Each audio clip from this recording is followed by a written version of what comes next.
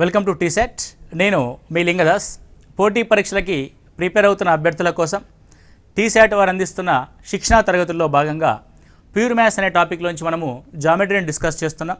నిన్నటి క్లాస్లో కొంతవరకు మనం సర్కిల్స్ యొక్క అన్ని కాంపోనెంట్స్ని మనం ఇక్కడ డిస్కస్ చేయడం జరిగింది. ఈరోజు మనము అదే టాపిక్ యొక్క కొన్ని క్వశ్చన్స్ మనం ఇక్కడ డిస్కస్ చేయడానికి ప్రయత్నం చేద్దాం. సో క్వశ్చన్ నెంబర్ 1 మనం ఇక్కడ చూసినట్లయితే Q అనే బిందువు నుండి వృత్తం మీదకు గీయబడిన స్పర్శరేఖ యొక్క పొడవు 24 సెంటీమీటర్లు, వృత్త కేంద్రం నుండి బిందువు గల దూరము 25 సెంటీమీటర్లైన వృత్త వ్యాసార్థము ఎంత? సో లాస్ట్ క్లాస్లో మనము క్లియర్గా చెప్పడం జరిగింది మీకు వృత్త కేంద్రము మరియు వృత్తం యొక్క వ్యాసార్థము మరియు వృత్తానికి సంబంధించిన అంశాల్లో స్పర్శరేఖ యొక్క పొడవుని ఏ విధంగా కనుక్కుంటామని. ఇది P అనే బాహ్య బిందువు నుండి వృత్త కేంద్రానికి గల దూరము D అండ్ ఇది స్పర్శరేఖ ఎక్కడైతే వృత్తాన్ని టచ్ అవుతుందో దాని యొక్క స్పర్శ బిందువు అంటాం.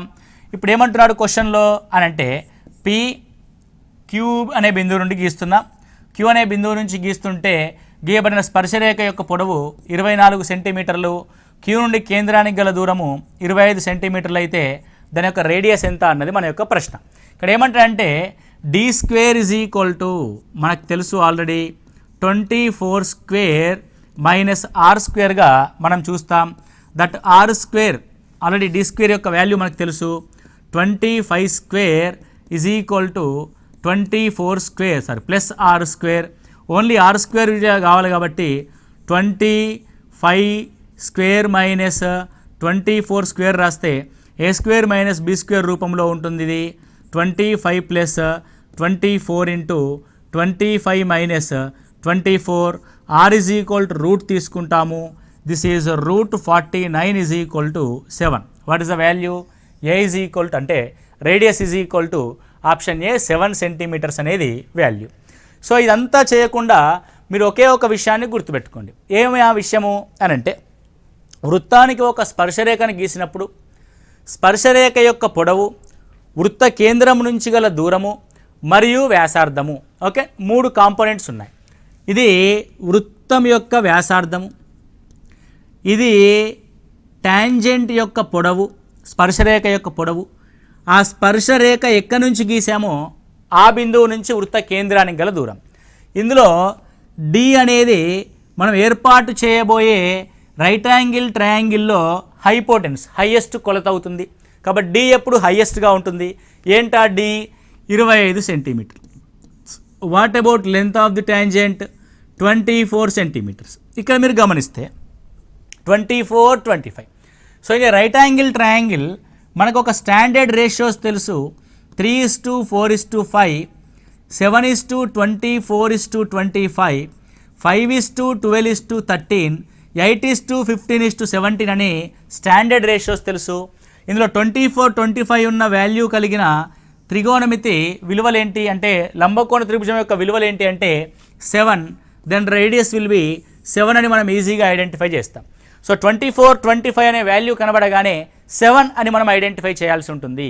ఓకే, వెరీ సింపుల్, ఏమి చేయాల్సిన అవసరం లేదు. నెక్స్ట్ వన్ ఇక్కడ చూడండి. ఓ కేంద్రంగా TP మరియు TQలు 2 స్పర్శరేఖలు. Angle POQ is equal to 110 degrees అయితే PTQ ఈజ్ ఈక్వల్ టు ఎంత?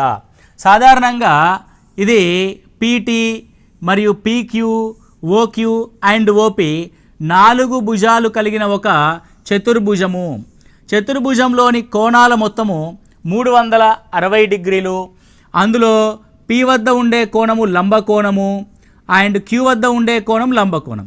So 90 + 90 180 is already over. In 360 degrees 180 అయిపోతే ఇంకా 2 కోణాల మొత్తం 180 అవుతుంది. అందులో ఈ విలువ 110 కాబట్టి T వద్ద ఉండే కోణం యొక్క విలువ 70 degrees. So angle PTQ is equal to 70 degrees. కాబట్టి what is the value? Angle PTQ is equal to 70 degrees. It's clear and easy. Next one. O కేంద్రంగా గల వృత్తానికి బిందువు P నుండి PA మరియు PB స్పర్శరేఖలు గీయబడ్డాయి. స్పర్శరేఖల మధ్య కోణం 80 డిగ్రీలైన POA ఈజ్ ఈక్వల్ టు ఎంత? Now I'm going to take one circle. So నేను సర్కిల్ని ఇక్కడ తీసుకుంటున్నాను. ఇది సర్కిల్. సో సర్కిల్లో సెంటర్ని గుర్తించా, రైట్. సో ఇప్పుడు చూడండి, ఓ కేంద్రంగా గల వృత్తానికి ఓ కేంద్రంగా గల వృత్తానికి పి అనే బిందువు నుండి పిఏ పిబి అనే స్పర్శరేఖలు గీసాం. స్పర్శరేఖల మధ్య కోణము 80 డిగ్రీలు. ఓకే, అయినా యాంగిల్ బిట్వీన్ పిఓఏ ఎంత? పిఓఏ అనేది ఎంత? ఓకే, క్లియర్గా ఉంది కదా, రైట్. సో ఇక్కడ ఏ దగ్గర ఎంత ఉంటుందంటే ఆల్రెడీ లంబ కోణం 90 డిగ్రీలు ఉంటుంది. ఈ రెండింటి మధ్య ఏర్పడిన కోణము 80 డిగ్రీలు. గత క్లాస్లో 80 డిగ్రీలు అనేది ఈ డిస్టెన్స్ డి అనే రేఖ సగంగా విభజిస్తుందని చెప్పాం. కాబట్టి పైవైపు ఏర్పడే కోణం విలువ 40 డిగ్రీస్. ఇక్కడ మరి ఓ వద్ద ఏర్పడే కోణం పిఓఏ కోణం ఎంత? త్రిభుజంలో ఉండే కోణాల మొత్తం 180 డిగ్రీలు. 90 + 40 already over 130. The next POA is equal to ఎంత? 50 degrees. So what is the angle at POA? 50 డిగ్రీలుగా మనం గుర్తు. చూడండి, ఒకదానితో ఒకటి ఇంటర్లింక్ చేయబడి ఉంటాయి అంశాలు.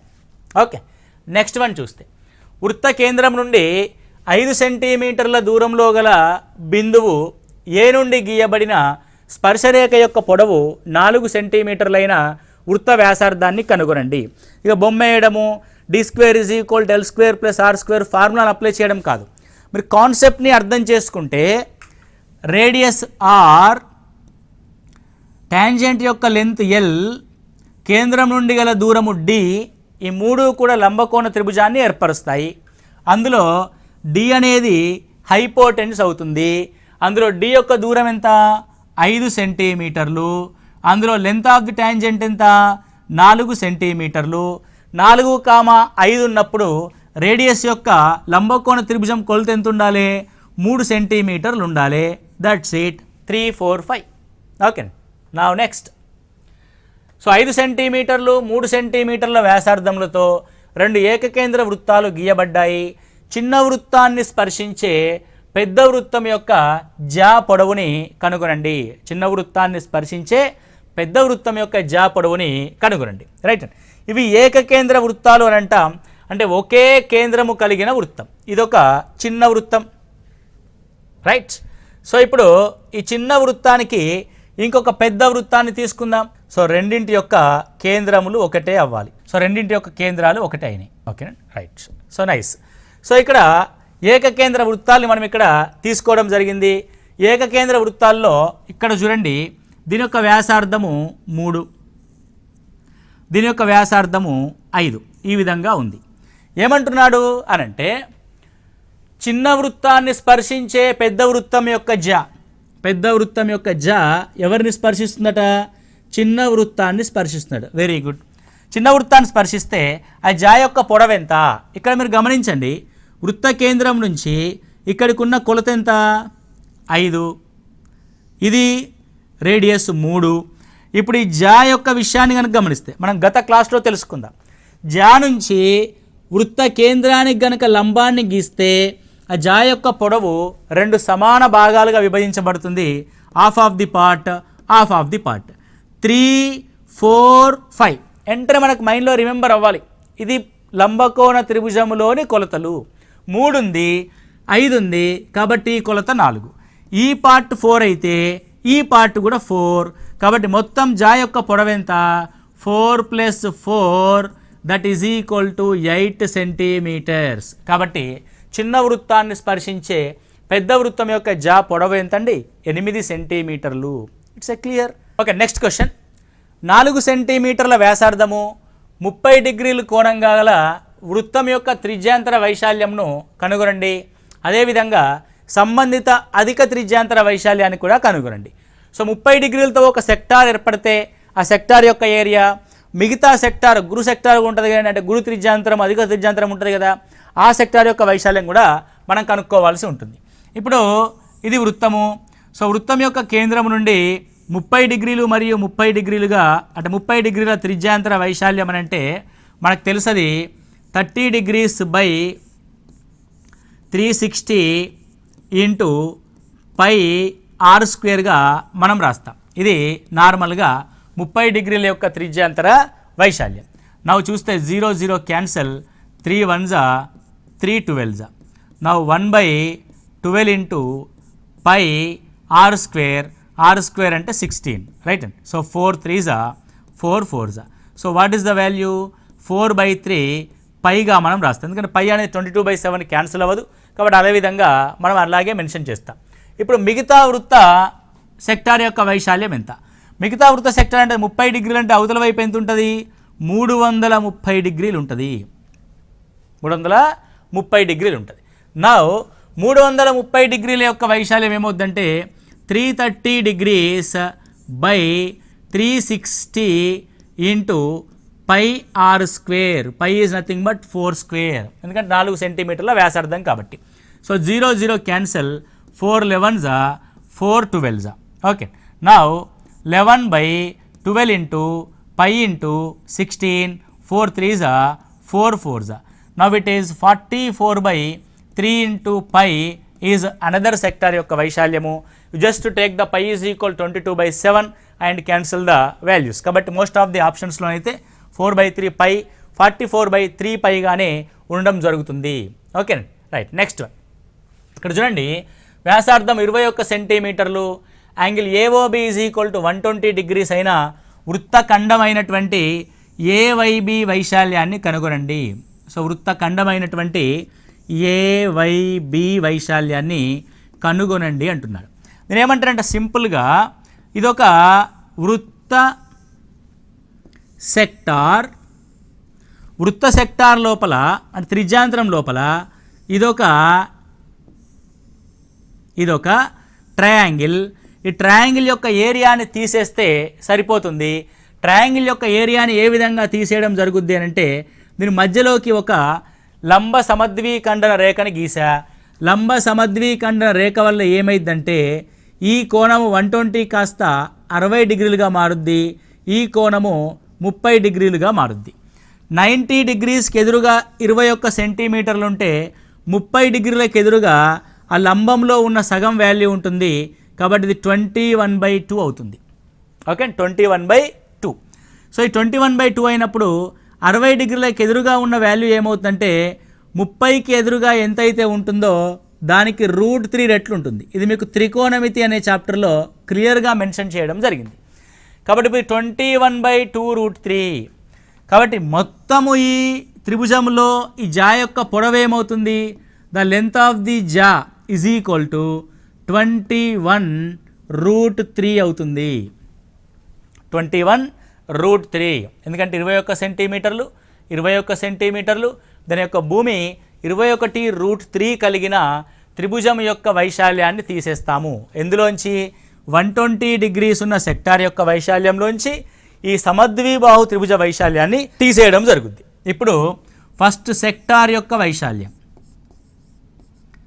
సెక్టార్ వైశాల్యం మైనస్ త్రిభుజ వైశాల్యం, రైట్ అండి. సెక్టార్ యొక్క వైశాల్యం ఏమవుద్దంటే 120 degrees by 360 into pi r square అవుద్ది. మైనస్ r యొక్క వాల్యూ ఎంత అంటే 21, ఆల్రెడీ మనకు తెలుసు, ఇట్ ఈజ్ 21 స్క్వేర్. మైనస్ త్రిభుజ వైశాల్యం ఏమవుద్దంటే భూమి ఇంటూ ఎత్తుగా తీసుకోవచ్చు, హాఫ్ ఇంటూ భూమి వచ్చేసి 21√3 అండ్ హైట్ వచ్చేసి 21/2. 21/2. ఇక్కడ 123s 360. మీరు జాగ్రత్తగా గమనిస్తే రెండిట్లో 21 స్క్వేర్ ఉంది, 21 స్క్వేర్ ఉంది. Let's common the 21 square. 21 స్క్వేర్ని మనము కామన్ తీస్తే ఈ లోపల 22/7/3 22/21 మైనస్ ఇక్కడ 21 స్క్వేర్ బయటికి వెళ్ళిపోయింది, √3/4. What is the value? √3/4. Okay, now దీన్ని సింప్లిఫై చేయడానికి ప్రయత్నం చేస్తే ఇది 21 square of 22 4s 88 minus 21√3. I'm going to cross multiply the both denominators 21 into 4. Now in this case 21 స్క్వేర్లోంచి 21 cancel అయిపోద్ది. ఇప్పుడు క్లియర్గా మనం ఏం రాయొచ్చు అని అంటే 21/4 ఇంటూ 88 మైనస్ 21√3గా మనం రాయొచ్చు. సో కాబట్టి what is the area of that segment? 21/4 of 88 minus 21√3. Okay, so నీకు ఇంకా అంటే కొంత ఓపిక ఉండి 21 ఇంటూ 88 చేసి మైనస్ 441√3 చేసి బై 4 కూడా చేయొచ్చు. కానీ ఎగ్జామినర్ ఇక్కడికి సింప్లిఫై చేసి వదిలేస్తాడు. 21/4 ఆఫ్ √88 మైనస్ 21√3గా మనం చూస్తాం. అంటే ఏం చేస్తాం మనము? మొత్తం సెక్టార్ యొక్క వైశాల్యంలోంచి ఏర్పడిన ఈ త్రిభుజ వైశాల్యాన్ని తీసేసాము. Okay, very clear. Right, now next question. 6 సెంటీమీటర్లు వ్యాసార్థము, సెక్టార్ కోణము 60 డిగ్రీలుగా గల త్రిజ్యాంతరం యొక్క వైశాల్యాన్ని కనుగొనండి. సో త్రిజ్యాంతర వైశాల్యం is equal to θ/360 into πr². r² అంటే 6². సో 66ల 360. r² r cancel. So now the value will be π into 6 అంటే 6π. సో 6π నువ్వు సింప్లిఫై చేస్తా అంటే 22/7 into 6 that is 132/7 centimetre square. ఇంకా సింప్లిఫై చేస్తా అంటే క్యాన్సిల్ చేసి సింప్లిఫై చేయండి. కాకపోతే నీకు 6π అనే ఆప్షన్నే ఎగ్జామినర్ ఇవ్వడానికి ఎక్కువగా అవకాశం ఉంటుంది. లేదంటే 132/7 ఆఫ్టర్ దట్ సింప్లిఫికేషన్ ఆఫ్ 132/7ని మనం ఇక్కడ చూస్తాం. Next one. ఒక గడియారంలో నిమిషాల ముళ్ళు పొడవు 14 సెంటీమీటర్లు అయినా 5 నిమిషాల్లో నిమిషాల ముళ్ళు ఆవరించే ప్రదేశ వైశాల్యము ఎంత? ఇది ఒక గడియారం ఉందండి. గడియారంలో నిమిషాల ముళ్ళు ఇక్కడ స్టార్ట్ అయింది. దీని యొక్క పొడవు ఎంత ఉంది? 14 సెంటీమీటర్లు. అంటే ఐ మీన్ ఇట్ ఈ వృత్తంలో ఇది వ్యాసార్థంగా తీసుకుంటాం. సో నిమిషాల ముళ్ళు యొక్క పొడవు ఎంత? వ్యాసార్థం. 12 మీది నుంచి 1 మీదికి వస్తే అది 5 నిమిషాలు అయినట్టు లెక్క. కాబట్టి 5 నిమిషాల్లో ఈ ఏరియా యొక్క వైశాల్యం ఎంత అని మనల్ని ప్రశ్న చేస్తున్నాడు, క్వశ్చన్ చేస్తూ ఉన్నాడు. నేనేమంటానంటే వెరీ సింపుల్. ఇప్పుడు 12 మీద నుంచి తిరిగి 12 మీదికి రావాలంటే 60 నిమిషాల టైం పడుతుంది. అంటే 60 నిమిషాలలో పూర్తి వృత్త వైశాల్యాన్ని తిరిగే ఆ నిమిషాల ముళ్ళు 5 నిమిషాలలో తిరిగే వైశాల్యం ఎంత? 5/60. ఇలా కూడా చేయొచ్చు. లేదంటే 360 డిగ్రీలకి గంట పడితే 5 నిమిషాలకి ఎంత టైం పడుతుంది అంటే ఎన్ని డిగ్రీలు తిరుగుద్ది అని కూడా చేయొచ్చు. కానీ మళ్ళీ డిగ్రీలోకి మార్చి దాన్ని కంపేర్ చేయడం కాకుండా ఇక్కడ త్రిజ్యాంతరం యొక్క వైశాల్యాన్ని క్లియర్గా చూస్తున్నా. ఎలా చూస్తున్నా? 12 నుంచి మళ్ళీ 12 మీదికి రావాలంటే అది 60 నిమిషాలు ట్రావెల్ చేయాల్సి ఉంటుంది. 60 నిమిషాలు ట్రావెల్ చేసే బదులు మనకు కావాల్సిన ఏరియా యొక్క వైశాల్యం కేవలం 5 నిమిషాల యొక్క వైశాల్యమే కాబట్టి 5/60 రాస్తాను. అందులో తప్పేమీ లేదు. వృత్త వైశాల్యము πr². Right. So 5 12ల 60. So now it is 1/12 into 22/7 into 14 into 14 7 2 14 2 6 12 2 3 6 2 11. So 11 into 14 14 1 14 14 1 14 154/3 centimetre స్క్వేర్ని occupy చేస్తుంది. ఓకే, ఇంకా కొట్టేస్తాను నేనంటే కొట్టేయండి. 50.33 సెంటీమీటర్ స్క్వేర్గా మనం చూస్తాం. సో సింపుల్గా ఎగ్జామినర్ ఏం చేస్తాడంటే 154/3 సెంటీమీటర్స్గా రాస్తాడు. సో మొత్తం సర్కిల్ని ఆక్యుపై చేయడానికి ఆ నిమిషాల ముళ్ళుకి పట్టే సమయం 1 గంట. కానీ కేవలం మనం 5 నిమిషాలు మాత్రమే ఆక్యుపై చేసే ఏరియాని కనుక్కోవాలి కాబట్టి దాన్ని 5/60గా రాస్తాం. అప్పుడప్పుడు గుడ్డిగా ఫార్ములాస్ని గుర్తుపెట్టుకోవడం కానీ అప్లై చేయడం కానీ కాకుండా కొద్దిగా మనలో ఉన్న ఒక చిన్న సెన్సిబుల్ టాలెంట్ని మనం ఉపయోగించుకోవాలి. అంతే తప్ప 5 నిమిషాలకి ఎన్ని డిగ్రీలు సార్ అని లెక్క పెట్టాల్సిన అవసరం అయితే లేదు ఇక్కడ. రైట్. So next question. 10 సెంటీమీటర్ల వ్యాసార్థం గల వృత్తం యొక్క ఒక జా కేంద్రం వద్ద లంబకోణం చేయుచున్నది. ఒక 10 సెంటీమీటర్ల వ్యాసార్థంగా గల వృత్తం యొక్క ఒక జా కేంద్రం వద్ద లంబకోణం చేయుచున్నది. అయినా సంబంధిత అల్పవృత్త ఖండము అధిక వృత్త ఖండముల యొక్క వైశాల్యాన్ని కనుగొనండి. ఇప్పుడు నేను ఏం చేస్తున్నానంటే వృత్తం యొక్క కేంద్రము. రైట్. సో ఈ విధంగా 10 సెంటీమీటర్ల వ్యాసార్థం గల వృత్తం ఉంది. సో దీని యొక్క వ్యాసార్థం ఎంత? 10 సెంటీమీటర్లు. ఎక్కడో ఒక చోట తీసుకోవచ్చు, మన ఇష్టం. సో ఒక జా ఉంది, ఇది ఒక జా, ఏబి అనే జా. సో ఏబి అనే జా ఏం చేస్తుందంటే కేంద్రం వద్ద లంబకోణం చేయించినది, రైట్. ఇది 10, ఇది 10. రెండు సమాన భుజాలు కలిగిన లంబకోణ త్రిభుజంలో కర్ణం యొక్క పొడవు ఏమవుతుందంటే 10√2 అవుతుంది.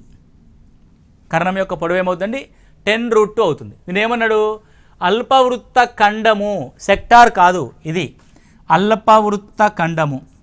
ఈ జా ద్వారా ఈ ఏరియా యొక్క వైశాల్యము అండ్ మిగిలిన ఏరియా యొక్క వైశాల్యాన్ని కనుక్కోనండి అని ప్రశ్న. ఇప్పుడు మొత్తం 10 సెంటీమీటర్లు అంటే దీని యొక్క ఏరియా, సర్కిల్ యొక్క ఏరియా మొత్తం ఏమవుతుంది? πr² అవుతుంది. కాబట్టి ఇది 100 π సెంటీమీటర్ స్క్వేర్ అవుతుంది. ఇలా రాయండి, నో ప్రాబ్లం. 100 π సెంటీమీటర్ స్క్వేర్ అవుతుంది. ఇప్పుడు 90 డిగ్రీలు చేయుచున్న వృత్త ఖండం యొక్క ఏరియా ఏమవుద్దంటే వృత్తం యొక్క సెక్టార్ 90 డిగ్రీస్ అన్నాడు కదా, కాబట్టి ఖండము, అల్పఖండం యొక్క వైశాల్యం, sector area minus triangle area. ఈ ఏరియాని తీసేస్తే మిగిలేది ఈ పార్టే అని నా ఉద్దేశం. సో సెక్టార్ యొక్క ఏరియా అంటే 90/360 into π into r² 10² minus triangle యొక్క ఏరియా అంటే ఇది లంబకోణ త్రిభుజము, లంబకోణాన్ని ఏర్పరిచే రెండు భుజాల యొక్క హాఫ్ ఆఫ్ ది ప్రోడక్టే మనకు దాని యొక్క ఏరియా అవుద్ది. కాబట్టి హాఫ్ ఇంటూ లంబకోణాన్ని ఏర్పరిచే రెండు భుజాల యొక్క పొడవులు 10 × 10 అవుతాయి. Okay, now it is 94/360 100 π/4 minus 100/2, right. So it is 425. It is 250. Now I am going to common the 25 from here, π-2.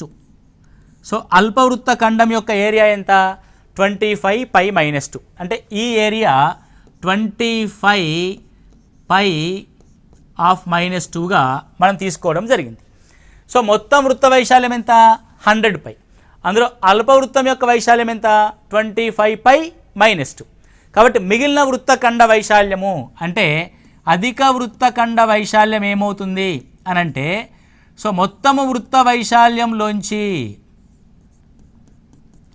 100 πలోంచి మనం ఏం చేద్దామంటే అల్పవృత్తం యొక్క ఖండ వైశాల్యాన్ని తీసిద్దాం. So 25 π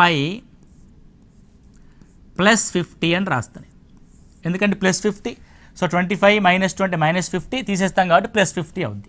so now it is 75 π + 50. when I common the 25 from here, so now it is 3 π + 2. this is the answer. అల్పవృత్తం యొక్క వైశాల్యము 25 π-2, అధిక వృత్తం యొక్క వైశాల్యము 25 3 π + 2. Okay, so if you want to submit π value as 3.14, you will get some answer here. So 25 into 3.14 minus 2, it is 25 into 1.14 by 100 కనుక తీసుకుంటే 25 4s 100. So it is ఏమవుతుంది? 4 2s 8. Okay, 4 2s 8. Again you will get 3, 4 8s 32, 2 4 5s 20. 28.5 అనేది అల్పవృత్తం యొక్క వైశాల్యం. నేను పై వాల్యూని తీసుకున్న తర్వాత, సో దాన్ని ఇక్కడ కూడా పై వాల్యూ కనుక తీసుకుంటే 100 into 3.14 అంటే 3.14లో by 100 తీసుకుంటే 314. మొత్తం వృత్త వైశాల్యంలో 314లో సో అల్పవృత్తం యొక్క వైశాల్యము 28.5 ఉంది. అధిక వృత్తం యొక్క వైశాల్యం ఏమవుతుంది అని చూస్తే 314 మైనస్ 28.5 ఎంత ఉంటుందో అంత ఉంటుంది. అది అధిక వృత్త ఖండం యొక్క వైశాల్యం. అల్పవృత్తఖండ వైశాల్యంలో పై వాల్యూ 3.14 సబ్మిట్ చేస్తే ఐఎమ్ గెట్టింగ్ 28.5. సో ఆ 28.5ని 314లోంచి తీసేస్తున్నాను నేను. ఓకే, నా 314లోంచి 29ని తీసేద్దాం. 14 తీసేస్తే 300, 15ని తీసేస్తే 285. సో 285.5 ఎంతండి? అది 285.5 is the answer. Okay, now this is the అల్ప వృత్తఖండము 28.5, అధిక వృత్తఖండము 285.5. రైట్. సో ఈ విధంగా మనకి వృత్తఖండం యొక్క వైశాల్యం కానీ, సెక్టార్ యొక్క వైశాల్యం కానీ, లెంత్ ఆఫ్ ది ట్యాంజెంట్, కేంద్రం నుంచి ఆ ట్యాంజెంట్ గీసిన బయట వైపు గల దూరం కానీ, వృత్త వ్యాసార్థం కానీ, వీటి మీద రకరకాల కాంబినేషన్స్ ఆఫ్ క్వశ్చన్స్ మనము గమనించవచ్చు. ఇది సర్కిల్స్ అనే కాన్సెప్ట్ యొక్క పూర్తి స్థాయి ఇన్ఫర్మేషన్ మనకి కాంపిటేటివ్ ఎగ్జామ్ పాయింట్ ఆఫ్ వ్యూలో. Okay, right. Thank you. Next క్లాస్లో మళ్ళీ కలుద్దాం. All the best.